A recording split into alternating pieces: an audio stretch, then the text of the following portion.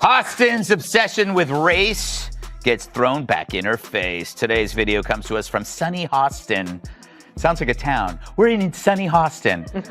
She was on PBS's Finding Your Roots, a show dedicated to researching celebrity ancestry. For context, Sunny is a staunch supporter of reparations and has made a fortune spewing nonsense about white privilege and racial justice. Well, turns out she's not as oppressed as she claims she is.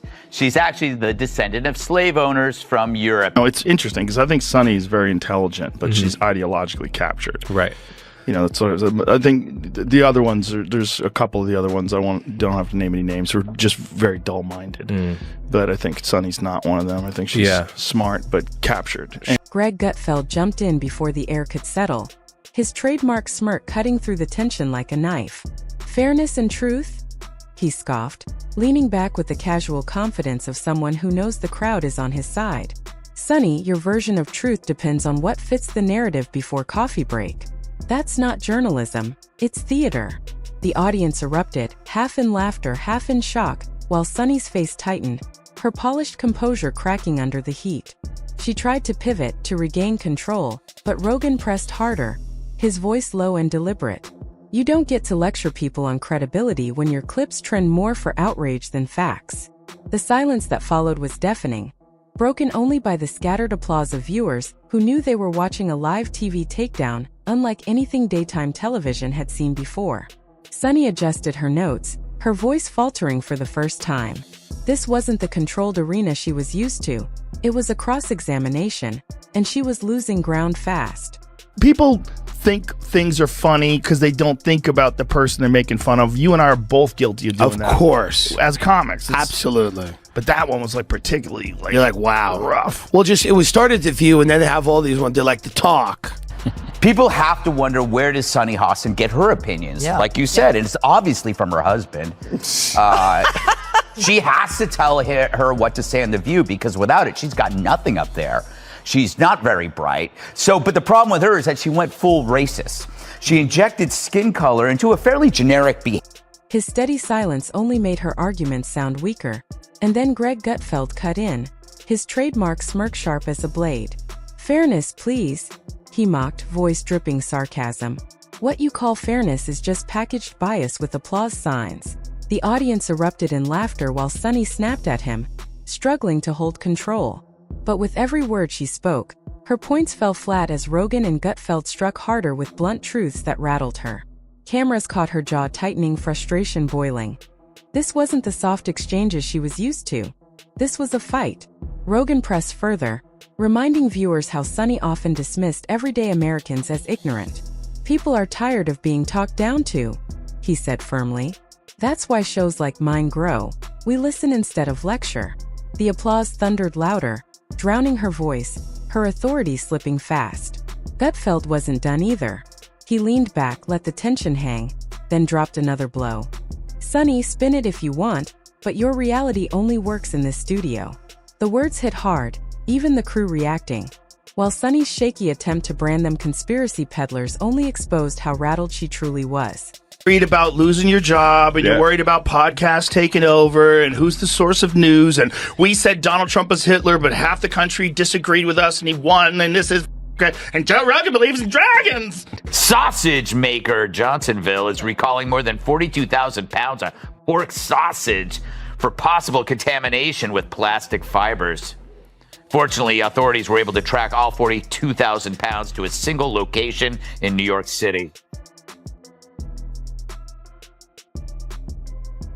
Sunny swung with her usual sanctimony, and they sent it back. But that only opened the door wider for Rogan, who fired back instantly. That's the problem. You dismiss anything you don't like as a conspiracy instead of confronting the facts. The crowd erupted again, sensing the shift in power. Sunny raised her hand, begging to finish, but it was already too late. The momentum was gone. The stage belonged to Rogan and Gutfeld. Greg leaned in, laughing sharply, his voice soaked in irony. If truth makes you this nervous, maybe it says more about your side than ours. The audience exploded with cheers, some even rising to their feet.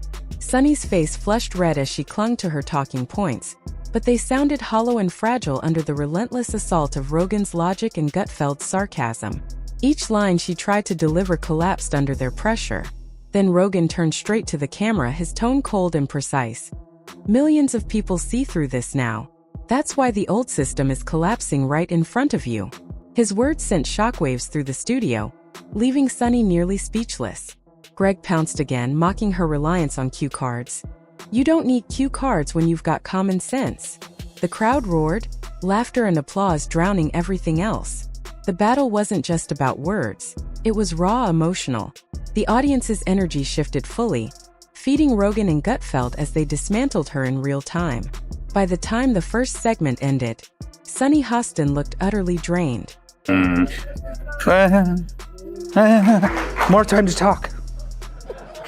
And I thought Will Smith wouldn't let a black man finish. If her IQ was half as high as her smugness, she'd be Einstein. While Rogan and Gutfeld appeared sharper, stronger, and fully in command, this wasn't just a debate. It was a live televised unraveling. And it was only the beginning, because the second half of the clash would cut even deeper. When the show returned from commercial, the tension was suffocating.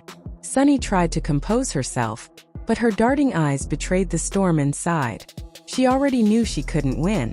Rogan wasted no time. "Sunny," he said firmly, "you talk about truth, but when inconvenient facts show up, your instinct is to bury them." The cameras caught the crowd's reactions. Smirks, nods, heads shaking at Sunny's flimsy defense. This wasn't her polished image anymore. This was her falling apart live. Rogan leaned in, voice steady but piercing. People don't tune in for theatrics. They're desperate for honesty. And every time you dodge, every time you spin, they see it. The audience erupted, applause rippling like a shockwave. Her co-host sat stiff, unwilling to jump in and risk getting scorched. The silence from her side was damning. Gutfeld leaned back, smirking like a cat toying with prey. "It's not that you're bad at debating," he said mockingly. "It's that the truth doesn't need a safety net, and you can't handle that." Sunny winced, the jab hitting hard. Then Greg twisted deeper. "Numbers don't lie, Sunny, but apparently they terrify." Laughter thundered through the studio. Boiling, Sunny snapped that Rogan and Gutfeld thrived on outrage. But Rogan's reply landed like stone. "No, we thrive because we say what others are too afraid to admit." The weight of his words silenced even her loudest defenders. The crowd roared again, drowning out Sunny's attempts to speak. The control she once held had evaporated. Greg's final strike came with a sly grin. "If honesty is outrageous, maybe the problem isn't us, it's you." And frankly, that show, you want to talk about a show that set women back, is The View. You want to talk about that show. If the CIA is engineering, Antifa and fucking the Capitol riot, some crazy misogynist engineered The View, because there's nothing worse than The View. In terms of there are so many brilliant women out there. None of them are on The View. None of them have gone near the set of The View. I mean, they have brought in the lowest tier of the, what is it, the Y chromosome? No, double the X. Okay. Double. That line detonated through the studio, sending the crowd into a frenzy of clapping, stomping, and roaring approval. By then, the moderators had completely lost control.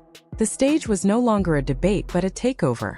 Rogan and Gutfeld owned it, and everyone watching knew they were witnessing a televised dismantling of Sunny Hostin. By the end of the second segment, Sunny was visibly unraveling, her flushed face and trembling hands betraying the collapse of her composure. She wasn't just losing an argument, she was losing her footing in front of millions.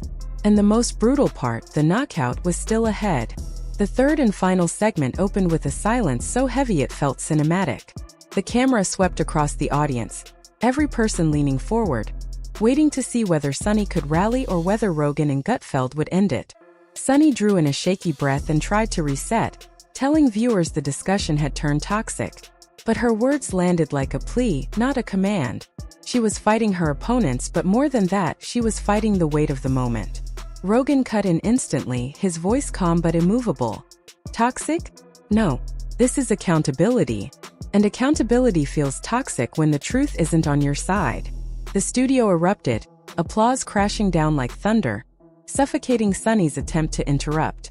Then Gutfeld leaned forward, smirk curling into a blade, and delivered another merciless jab. Did you watch the whole thing or just the parts that I sent you? I watched obviously just the parts that you said. Did I watch a whole episode of The View? No woman can do that unless you're stupid. But I have a job. Here's the thing. How can they call themselves progressives when they keep saying that nothing has progressed? Then it's on them. Critics say that you make everything about race. Yeah. And what's your response to people when they say that? My response to people is that unfortunately, because of the origins of this country and the original sin of this country, everything is about race. Yeah. And that's just true, right? But if we were a country that could come to grips with our history, accept our history, perhaps pay reparations that are due, and perhaps just stop trying to erase our history. And while all of this was unfolding, what did Sunny do? Sunny's co-hosts sat frozen, their silence louder than anything she could say, as the studio transformed into an arena where Rogan and Gutfeld dictated every beat of the clash. Sunny's attempts at control dissolved into frantic interruptions, her voice cracking as she tried to shout over a crowd that no longer believed in her authority. Every jab from Gutfeld, every precise strike from Rogan, stripped away the image she had built, leaving only a trembling figure under the spotlight. The audience wasn't just reacting, they were participating, their laughter and applause feeding the dismantling in real time. Rogan's words landed like hammer blows, unrelenting and impossible to spin away, while Gutfeld twisted the knife with mockery so sharp it stung. By the time Rogan declared that truth needs courage, the outcome was undeniable. The stage belonged to them, and Sunny's unraveling was complete. She wasn't just losing a debate. She was being exposed piece by piece, in front of millions who would remember the moment as the night her voice broke and her mask slipped. I saw you on The View. They get so much hate watching and hate watching viral clips of them saying ridiculous things. I mean, it is a rabies infested hen house. Joy Behar calls her a 10. I mean, how dare she objectify a woman with a sexist rating system, but it's such a typical thing from a 1.5. Well said. Helpless, her co-hosts could only watch as their colleague unraveled in front of millions on live television. The balance of power had shifted so dramatically that it no longer even felt like her show.